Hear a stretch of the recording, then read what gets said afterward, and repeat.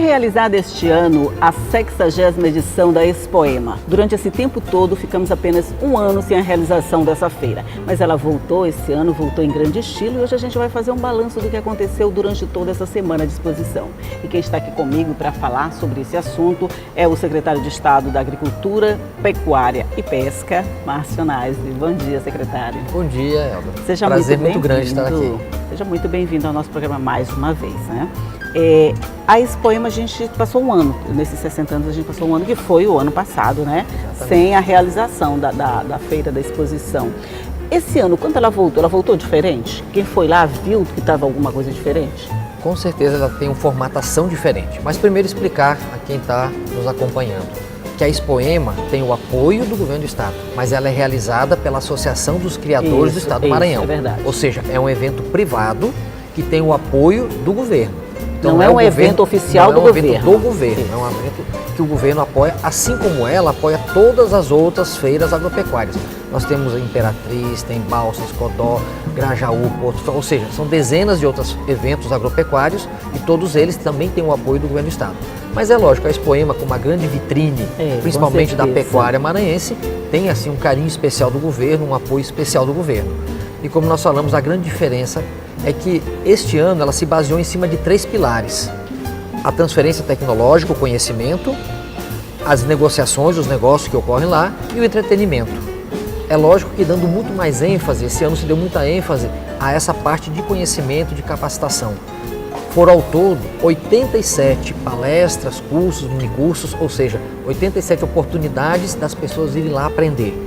Isso na piscicultura, isso no gado de corte, no gado de leite, em hortifruti, ou seja, em várias áreas, na culinária, aproveitando os produtos, ou seja, foram vários tipos de treinamentos que se teve lá à disposição para que a nossa população buscasse esse conhecimento. Pois é, e quem podia participar dessa capacitação? Por exemplo, se eu chegasse lá e quisesse fazer o curso de culinária, podia fazer? Se tivesse interesse, sim, foi divulgado. A gente, lógico, cada um dentro do seu perfil. Claro. Nós temos aqui na ilha de São Luís 250 propriedades que são assistidas pelo Senar, contratados pelo governo do Maranhão. Todos eles foram convidados. Existem propriedades de hortifruti, existem propriedades de piscicultura, então se deu uma ênfase a eles, mas também se convidou outras pessoas, outras entidades para poder participar. E aí, sim, lógico que a grande prioridade, o grande carro-chefe é sempre a parte da bovinocultura, a parte de equinos. Nós tivemos lá doma, casqueamento, ou seja, desde 6 horas da manhã já começavam os cursos. Tinha lá curso para tratadores, curso também para quem era proprietário que quisesse aprender novidades na pastagem. Veio gente muito boa, professores da universidade, instrutores do Senar, veio pessoas da Embrapa, pessoas de outros estados dar treinamento, e qualificação. Né? E o interesse das pessoas por esses cursos? Foi muito grande. Sem falar só dos cursos, nós tivemos uma grande novidade que foi levar as crianças para lá. Passaram por lá mais de 1.500 crianças das escolas, eles iam para lá durante a manhã e estava lá o pessoal da GED dando orientações de como funciona e depois eles conhecendo um pouco. Muita gente, às vezes, que é urbano, não sabe que o ovo não nasce lá no supermercado, né? Que o leite não nasce dentro da caixinha. Então tem que conhecer o processo, conhecer como funciona. Então isso foi muito interessante. Nós criamos uma fazendinha exatamente para as crianças conhecer ao vivo cada animal desses, imagina, né? O entusiasmo dessas crianças, muitas vendo pela primeira vez, com toda certeza. Muito emocionante, como a gente às vezes acha esquisito, mas muitas crianças realmente era a primeira vez que estava vendo um ou outro animal daqueles. Quer dizer, pra gente que nasceu do interior, por exemplo, é comum saber desde cedo como é que a coisa acontece e ter contato muito cedo com isso, mas as crianças da cidade não, né? Para elas é novidade mesmo. Deles realmente era novidade, para muitos era novidade, então ficaram muito empolgados, né? Eu imagino, mas assim, e em termos de realização de negócios, a gente sempre pensa que a Expoema movimenta vamos dizer, um volume de recursos bem grande em comercialização, que se reflete até bem depois da realização da feira. Isso aconteceu esse ano? Aconteceu, a gente tem os dados da associação, assim, ainda não está formulado, tabulado. Sim, terminou mas agora, né? Mas a informação que nós já recebemos é que a comercialização foi muito superior aos últimos anos. A gente percebe que o setor agropecuário vem crescendo.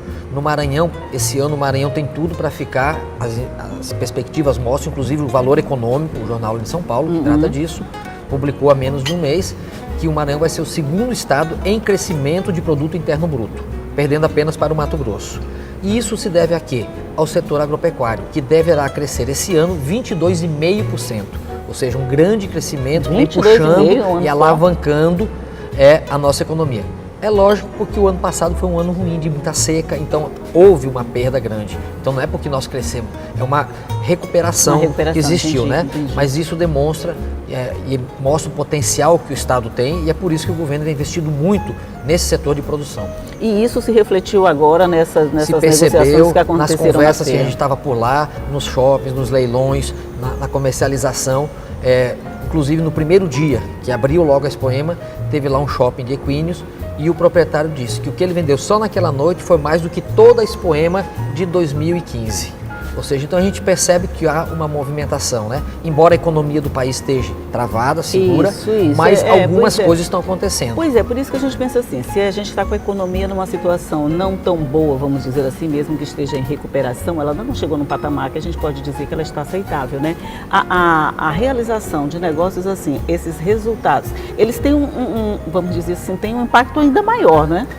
Porque, claro, se a gente estivesse numa economia deslanchada, crescendo bastante, teríamos muito mais negócios. Isso. Mas como eu falei, como é um setor que está em crescimento, então acaba as pessoas juntando o que tem e o que não pode para investir naquilo que tem um resultado maior, né? Então o setor agropecuário tem essa característica, nós temos esse potencial no Maranhão e está sendo bastante explorado. Ok, então nós vamos fazer um rápido intervalinho, daqui a pouco a gente volta para conversar um pouquinho mais sobre os resultados da Expoema. É um minutinho só.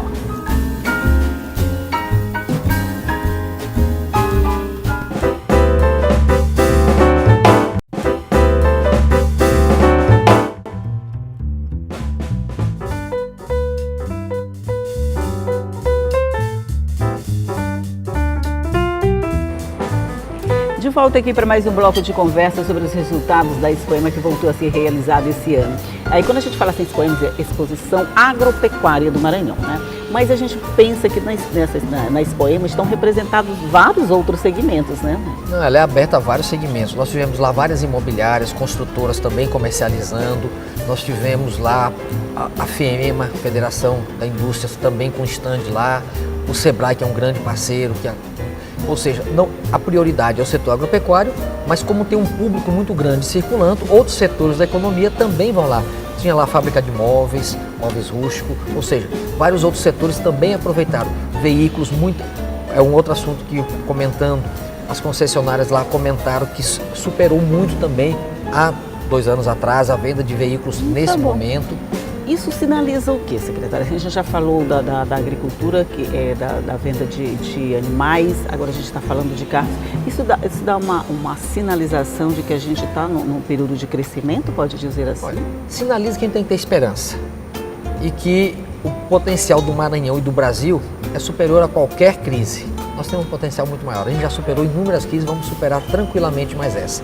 Principalmente o nosso estado sendo bem administrado, com muita correção, com zelo, com probidade, a gente vem tendo grandes avanços. E o Brasil, com certeza, passando esse quadro político instável que está hoje, esse problema que reflete na economia, mas já se começa a ter sinais de equilíbrio e de crescimento. E a gente espera que isso aconteça, porque nós, brasileiros, somos superior a tudo isso. Então a gente já começa a ver. E como o setor agropecuário vem crescendo independente da crise, porque a crise prejudicou muito o setor de indústrias, de serviços, e o setor agropecuário é um que mesmo no Brasil, não só aqui, mas no Brasil ele cresce, então mostra que nessa área ainda tem muita empolgação, muita vontade de se fazer acontecer. Mesmo assim, eu acredito que esses entraves econômicos, essa puxada de freio que todo mundo está dando, com certeza, por conta da crise, esperando a coisa se estabilizar um pouquinho mais, isso também se reflete na nossa economia. Não, sem dúvida nenhuma. A gente poderíamos estar crescendo muito mais. O Brasil deverá esse ano crescer 0,3%, 0,2%, quase nada, né? Praticamente ficar equilibrado. O Maranhão já deverá crescer aí de 2,5% a 3%. Então isso demonstra que nós vamos crescer 5, 10 vezes mais do que o país. Isso por uma série de fatores, né? Um deles é, lógico, o próprio equilíbrio fiscal do Estado, os investimentos que estão sendo feitos no Estado. Eu não conheço nenhum outro Estado que está fazendo essa quantidade grande de obras e de investimento que o Maranhão está fazendo. Aí a gente pode pensar assim, Maranhão é um Estado mais rico do que os outros? Eu não vou dizer mais rico, mas bem organizado. Hoje é organizado. Hoje a gente pega, é o segundo estado em equilíbrio fiscal, perdendo apenas para o Ceará. Ou seja, então é quem está com o dever de casa bem feitinho. Às vezes você não é a maior empresa, mas você é a mais organizada. Mais organizada. Então com isso você tem mais rentabilidade. Não adianta às vezes só ter volume, tamanho e tá perdido nas contas, né? Então Maranhão, graças a Deus, e a gestão que vem tendo agora do governador Flávio Dino, como eu disse, por causa da própria probidade, da coerência, do respeito ao dinheiro público, vem conseguindo fazer essas mudanças e transformações. Pois é, porque quando a gente vê o noticiário, que vê que outros estados assim, estão sem pagar o salário atrasado, professor em greve, outras categorias em greve, a gente pensa assim, a gente está bem na fita. Todos os colegas nossos, quando a gente viaja, vai para Brasília, encontros de secretários, que a gente fala do Maranhão, eles ficam surpresos. O Maranhão é hoje um ponto fora da curva. Como você falou, vários estados estão com dificuldades, muitos ainda não pagaram nem o 13º do ano passado. Pois é, o 13º, muitos estados sem pagar o 13º. Do ano passado, e o Maranhão, além de pagar em dia ou até antecipado, vários meses o governador pagou antes do final do mês, ainda fazendo esse monte de investimento. Não só os investimentos, hoje são 6 hospitais regionais que ele ativou, e aí não adianta você só inaugurar, você tem que manter. São aí mais de 100 e tantas viaturas, 100 e tantas ambulâncias, mais de 700 viaturas, 3 mil novos policiais na rua, o que mostra os índices hoje, que nós melhoramos muito na segurança. Tem muito o que fazer? Tem. Mas a gente pega, por exemplo, assalto a banco, que a gente toda semana tinha notícia.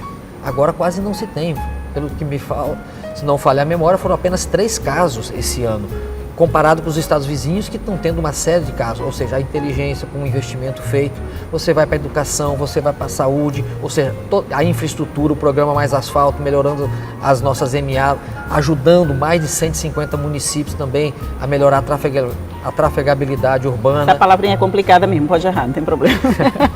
De forma que a gente percebe um grande investimento que realmente todo mundo fica surpreso, da onde que está se conseguindo. E é o que eu falei, quando se tem vontade e respeito, com pouco se faz muito. Pois é, não é sobra de dinheiro, é planejamento de empregar bem isso que a gente tem, mais ou menos isso. Que se tem. Lógico, nós tínhamos vontade de fazer muito mais, todos nós queríamos fazer, mas aí vai se fazendo aquilo que é possível e que saiba que vai ter um retorno tanto social quanto econômico maior, né? Essa é uma situação que a gente pode dizer assim, ela está agora, ela é pontual ou ela é uma parte de todo esse planejamento estratégico de crescimento do Estado? A essa resposta vai me dar no próximo bloco, porque a gente vai fazer de novo um rápido intervalinho e a gente volta já já. É só um minuto.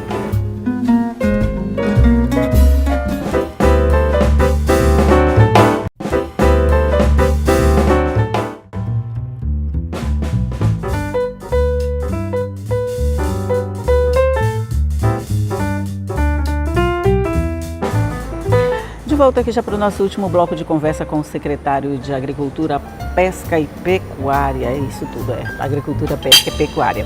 Sim, a gente estava falando nesse crescimento e se no setor da agricultura a gente também tem essa tranquilidade, vamos dizer assim. Não, tanto a agricultura quanto a pecuária tem crescido bastante, principalmente a parte de grãos. O Maranhão tem um potencial grande, não é só o sul do estado, todo mundo acha que é só o sul do estado, a região de Balsas. Hoje, nós já temos várias outras regiões que estão sendo fronteiras e algumas já se consolidando. Já tinha Chapadinha, que continua se ampliando, indo ali para Napurus, para Brejo, para toda aquela região. Uma região nova que cresceu muito, entre Buriticupu e a Açailândia, desenvolveu bastante. E nós temos vários outros focos no meio do Maranhão, ali em Colinas, em Parnarama, Presidente Dutra, focos então, novos. Vamos esquentar nosso café para a gente continuar falando desse crescimento. De forma que vem crescendo bastante, dentro de pouco tempo, o Maranhão inteiro vai estar produzindo grãos e a pecuária, que é o nosso forte. O que a gente está trabalhando? Para ver uma integração da lavoura com a pecuária. Então existe um trabalho que é a integração lavoura-pecuária-floresta, que está sendo colocado essa tecnologia, fazendo dias de campo, palestras, orientações. Existem inclusive recursos diferenciados para esse tipo de programa que a gente está colocando, levando o nosso pecuarista a também a virar agricultor e o nosso agricultor a também ser pecuarista, fazer a integração das duas coisas. Quer dizer, uma mesma área, por exemplo, ela você pode ser utilizar a mesma área duas coisas para a criação, como também para o plantio de grãos. Aí você fica mesclando. Você terminou de colher, você já tem o capim nascendo, leva o gado lá para dentro. O gado, quando precisa na época do verão, você faz a ensilagem com o milho que você plantou, que você tem. Ou seja, você aproveita melhor a área e o tem tempo um ganho todo. muito maior. O tempo todo, né? Quer dizer, você depende do tempo, mas o tempo serve para cada uma das coisas. Nós temos um problema. O Maranhão tem 6 meses de chuva e 6 meses de seca.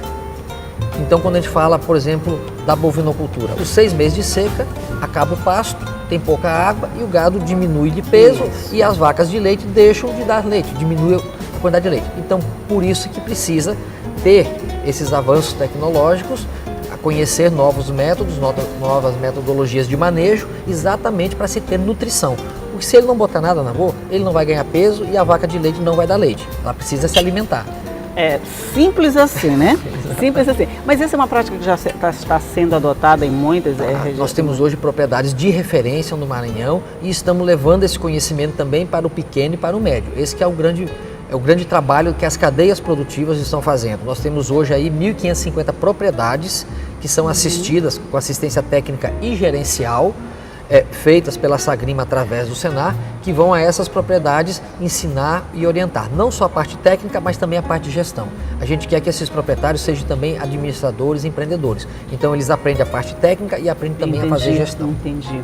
E sobre esse assunto, esse ano foi um bom ano para a agricultura? Esse ano esse ano foi muito bom. Nós tivemos um recorde de produção, o Porto também um recorde em exportação, foi um ano excelente. E a previsão desta próxima safra também vai ser muito boa. Isso é muito bom. Eu gosto quando a gente começa o dia assim com boas notícias, está tudo muito certinho, vamos dizer assim. Não é nada de excepcional, mas a gente está no caminho certo, vamos dizer assim, é isso? Exatamente, para mostrar que a safra 2015-16, que houve aquela frustração, que faltou chuva no estado, foi uma coisa isolada. Nós não somos que nem os outros estados do Nordeste que sempre tem seca. Foi apenas um motivo. Muita gente tentou enquadrar o Maranhão, assim como o Nordeste, tentaram fazer algumas matérias, porque o Maranhão vinha crescendo e vem crescendo muito, mas a gente conseguiu desmistificar. Foi um ano, assim... Quer dizer, no meio desse crescimento teve um hiatozinho, mas... Que existe naturalmente. A gente não comanda o tempo, né? Então, claro. Infelizmente foi um ano, mas ao longo de décadas foi apenas este um.